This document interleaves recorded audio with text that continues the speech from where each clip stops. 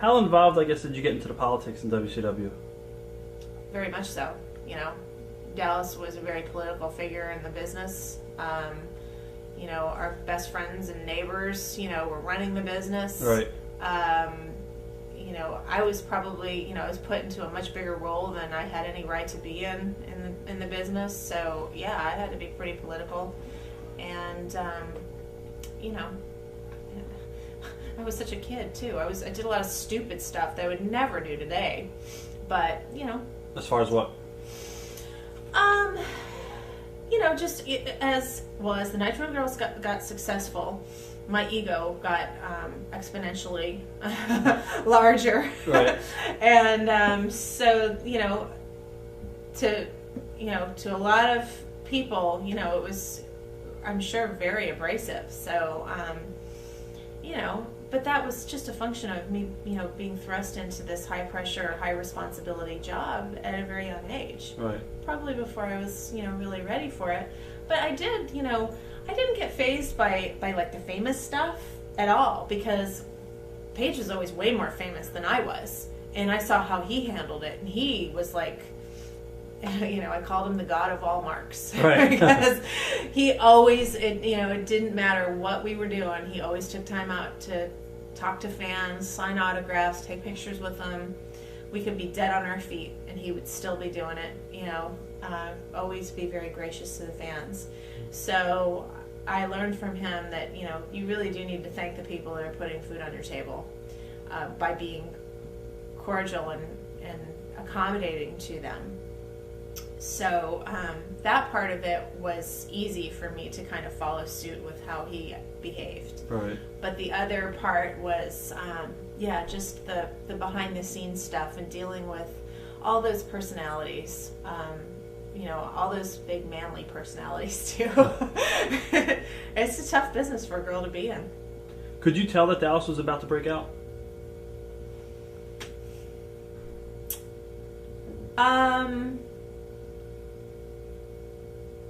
No, when he did, I was like, well, finally. Right. But it's a long time coming. He had been working so hard at it for so long. That's what I was thinking. Right. You know, as he was starting to get some pushes, I was very proud and gratified that finally his hard work was bearing some fruit. Did you get along with her? Yes, Right. very, very well. You know, when Liz came on board, like I said, I had been watching her in high school, so I was just like, oh, wow. You know, I was nervous when she was coming to work with us. I heard Miss Elizabeth is coming to work right after Christmas or whatever, and I was like, oh my God, you know, is she going to be a diva? Holy mackerel, you know. At that point, I had gotten what, you know, the whole little respect thing meant in the locker room, and so I was, you know, like, worried that she was going to be a total jerk, you know, and stuff, but she was really sweet and this quiet, you know, unassuming lady, and it was much different than how I thought she was going to be. And you know, what I found out later, you know, after learning more about her, the more I started to think, well, gosh, she's a lot like me. She's just this college girl who met this crazy wrestler, and then her life took a right turn. Right. You know, so I always enjoyed her because she was a girly girl and she liked to shop and she liked, you know, pretty things. Right. And, you know, she just didn't really belong in that world, maybe. And Were you shocked to hear what happened to her? Yes, but when she moved to Atlanta, I knew there was something really wrong, because I was excited about her moving to Atlanta because I thought, oh, finally, somebody I can go to Neiman Marcus with, you know, and we can drive around and have cocktails and have girl time and stuff like that.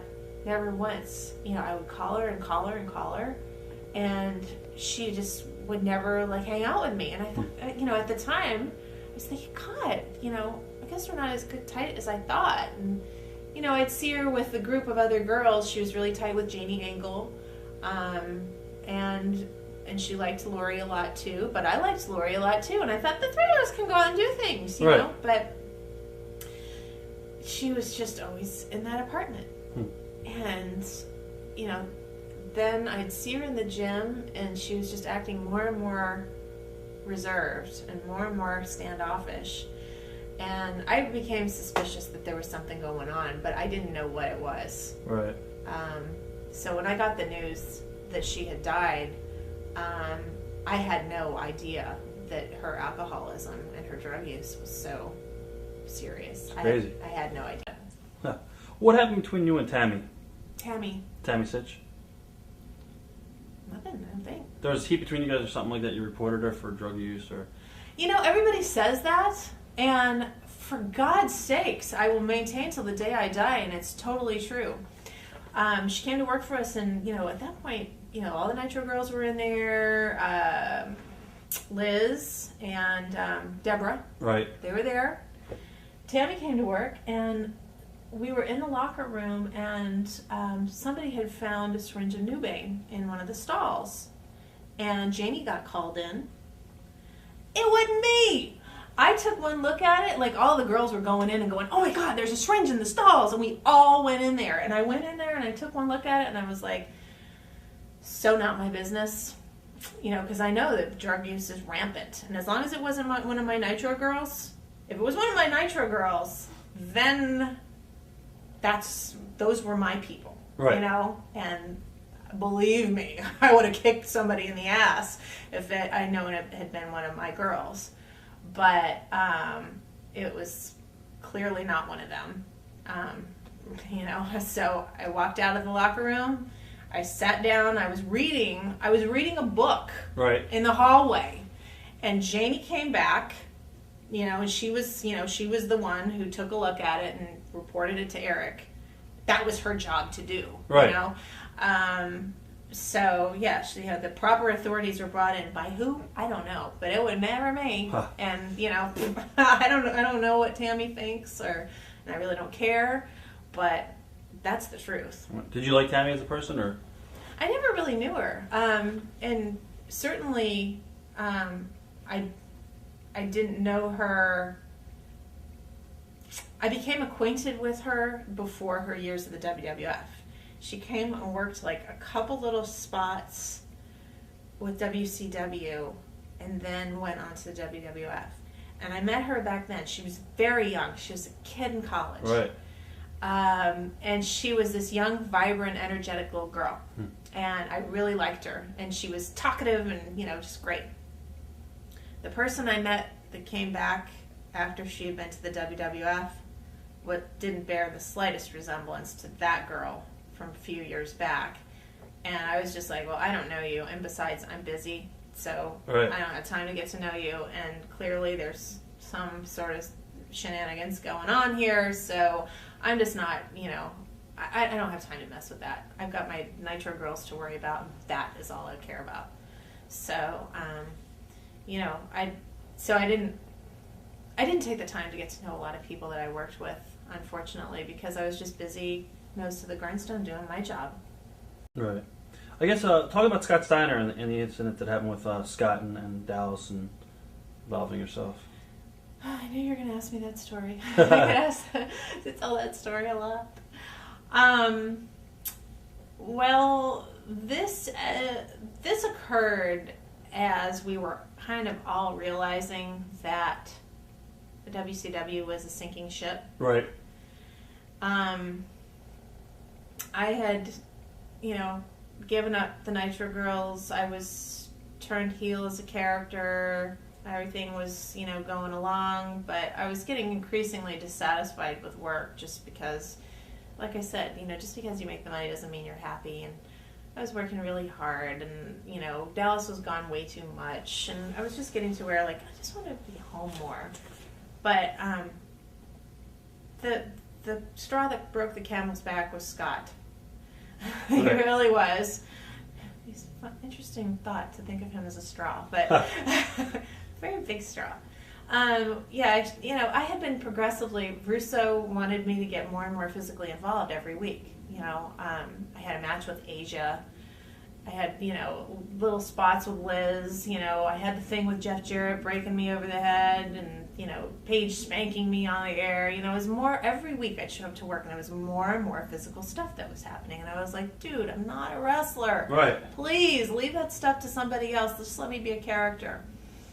But so he had this idea in his head that I was going to go out on stage and flash Scott. And I was like, Vince, we're in an arena of 60,000 people. I'm not doing that. There's kids. Right. You know, it's not like I was Joe Modest or anything. I hadn't done Playboy. I was like, everybody in the world see my boobs, you know? I mean, do we really have to go there? He was like, well, we don't really have to do it. You know, we could just like pixelate, you know, the spot, but it won't make it, you know, you just have to make it look like that, and then it'll be pixelated. And I was like, I don't really want to do that. And as I'm saying this, Scott is just like, you know, you got to do what you're told to do, and we're the ones who put the asses in the seats, and stop having such a big ego, you know, like, and I was just like, wait a minute. Who the hell, what are you doing? You know, this is not your business, you know?